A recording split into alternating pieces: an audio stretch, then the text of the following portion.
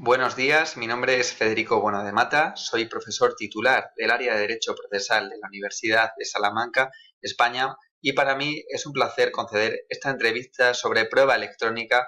Para ello vamos a ir abordando una serie de cuestiones que me han sido propuestas para la organización y vamos a ir dando de la forma más detallada posible las respuestas a estas preguntas.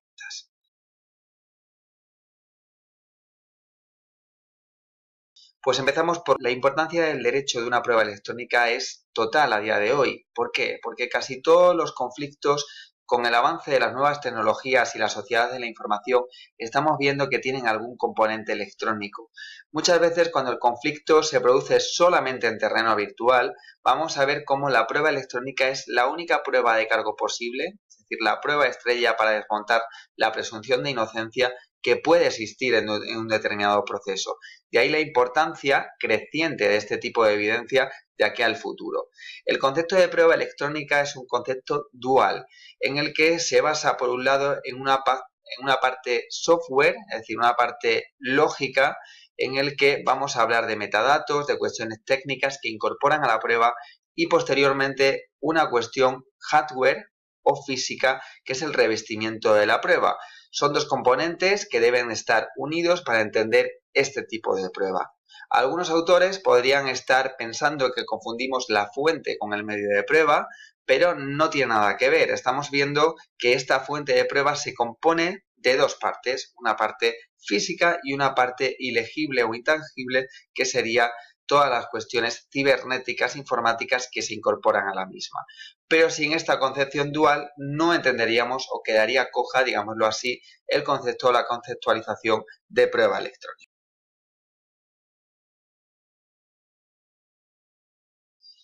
La principal necesidad de los estados, como saben, es avanzar hacia una justicia digital. Esa justicia digital o e-justicia se pasa por una serie de fases.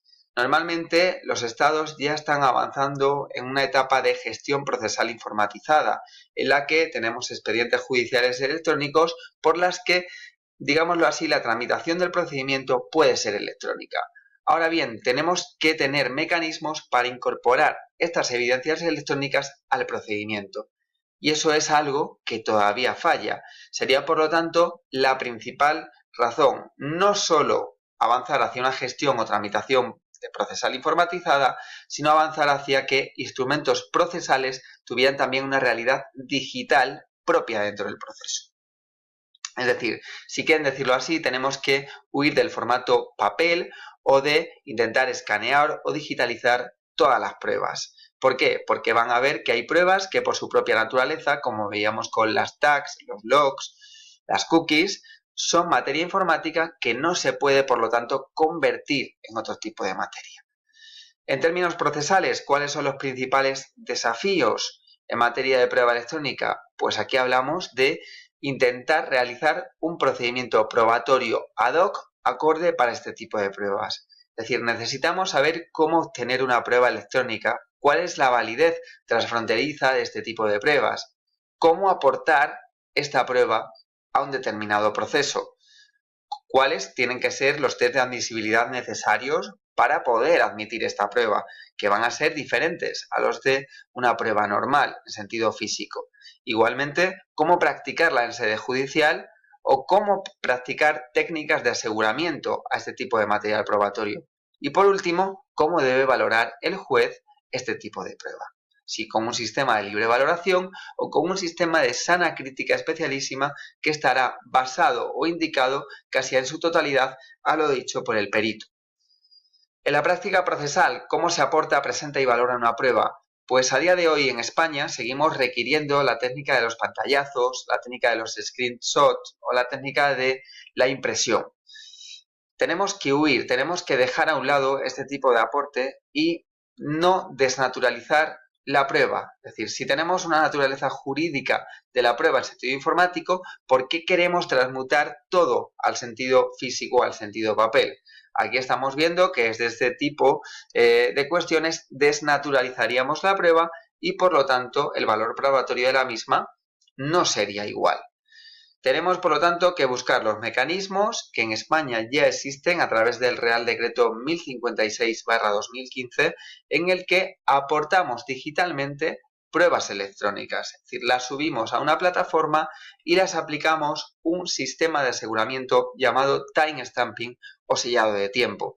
En otras legislaciones hablamos también de la cibernavegación o del acta pública por notario, en la que un notario da fe de una determinada prueba electrónica. Desde mi punto de vista no es totalmente seguro porque perfectamente se puede manipular previamente esta prueba o nos podemos encontrar con notarios que no tengan conocimientos informáticos oportunos.